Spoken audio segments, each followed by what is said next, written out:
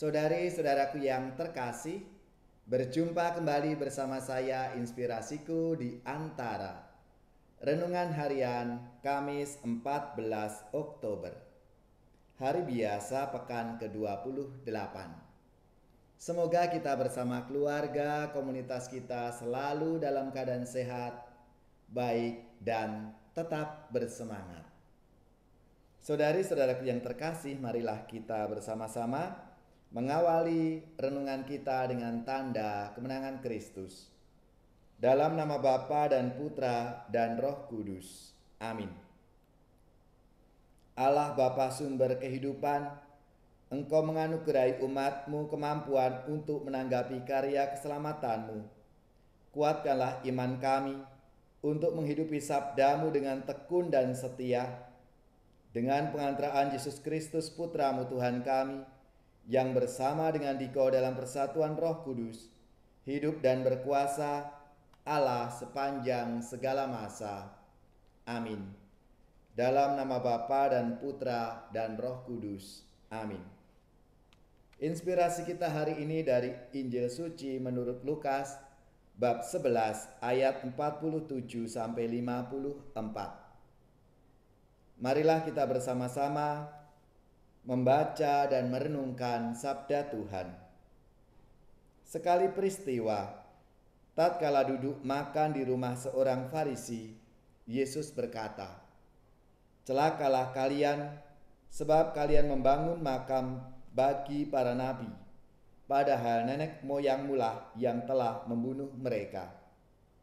Dengan demikian kalian mengakui bahwa kalian membenarkan perbuatan nenek moyangmu, sebab mereka telah membunuh nabi-nabi itu, dan kalian membangun makamnya. Sebab itu hikmat Allah berkata, Aku akan mengutus kepada mereka nabi-nabi dan rasul-rasul. Tetapi separuh dari antara para nabi dan para rasul itu akan mereka bunuh dan mereka aniaya. Maka dari angkatan ini akan dituntut darah semua nabi yang telah tertumpah sejak dunia dijadikan, mulai dari darah Habel sampai kepada darah Zakaria yang telah dibunuh di antara mazbah dan rumah Allah. Bahkan aku berkata kepadamu, semuanya itu akan dituntut dari angkatan ini. Celakalah kalian, hai ahli-ahli Taurat, sebab kalian telah mengambil kunci pengetahuan. Kalian sendiri tidak masuk ke dalamnya, tetapi orang yang berusaha masuk kalian halang-halangi." Dan setelah Yesus berangkat dari tempat itu, para ahli Taurat dan orang Farisi terus-menerus mengintai dan membanjirinya dengan rupa-rupa soal. Dengan itu mereka berusaha memancingnya supaya mereka dapat menangkapnya berdasarkan sesuatu yang diucapkannya. Demikianlah sabda Tuhan. Terpujilah Kristus.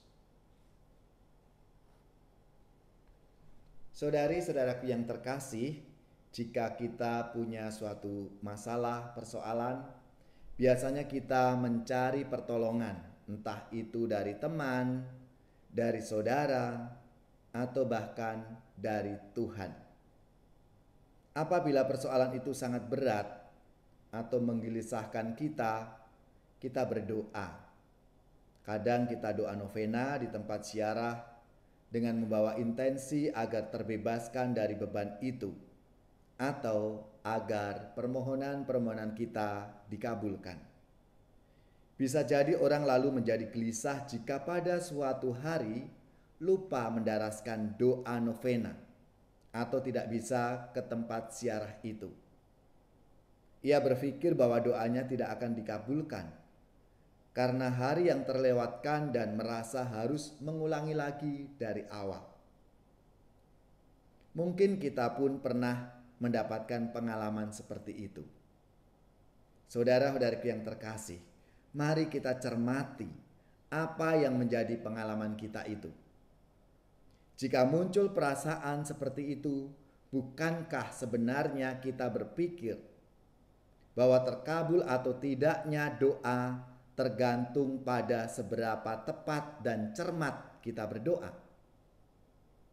Jika berdoa novena, berarti kita berdoa 9 kali secara rutin dan tanpa putus.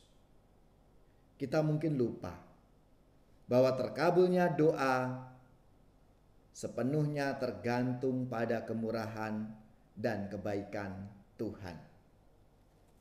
Dalam sabda Tuhan hari ini, kita mendengar bahwa Yesus mengecam kaum Farisi dan kelompok ahli Taurat. Mereka memperhatikan dengan sangat detail aturan-aturan dalam hidup keagamaan. Baik dan buruknya seseorang itu diukur berdasarkan seberapa tepat orang itu melaksanakan aturan-aturan itu.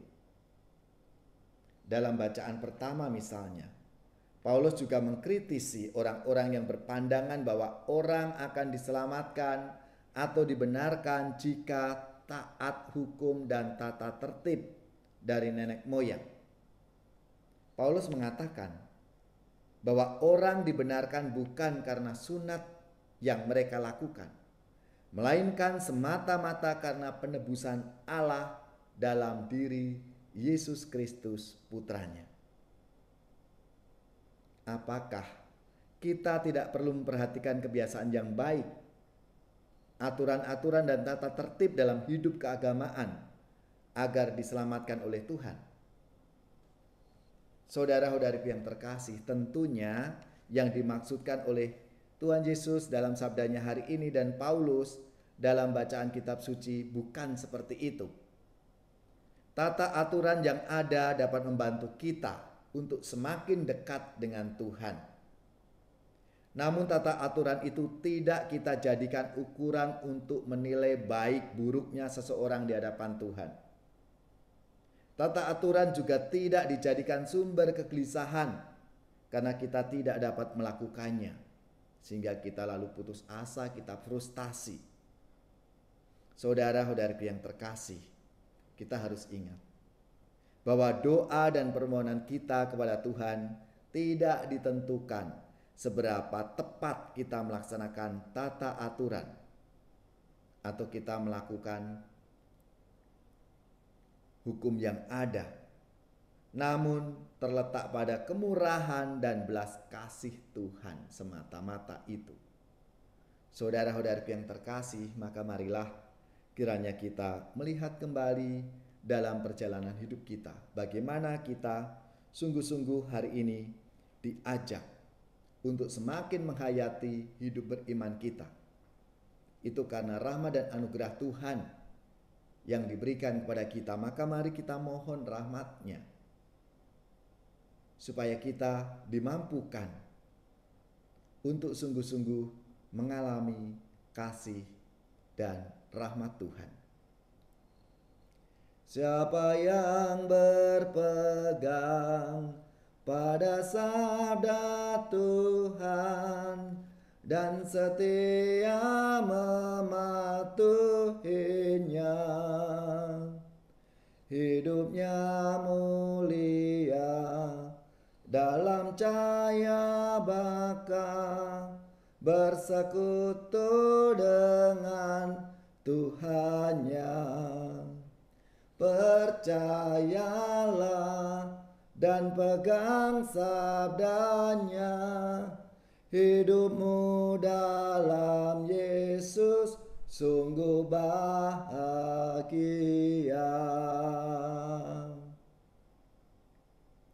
Semoga saudara-saudari sekalian, keluarga-keluarga, orang-orang yang kita doakan, mereka yang sakit, yang menderita, seluruh tugas, belajar, pekerjaan, usaha serta karya pelayanan kita dibimbing, dilindungi dan diberkati oleh Allah yang Maha Kuasa, Bapa dan Putra dan Roh Kudus. Amin.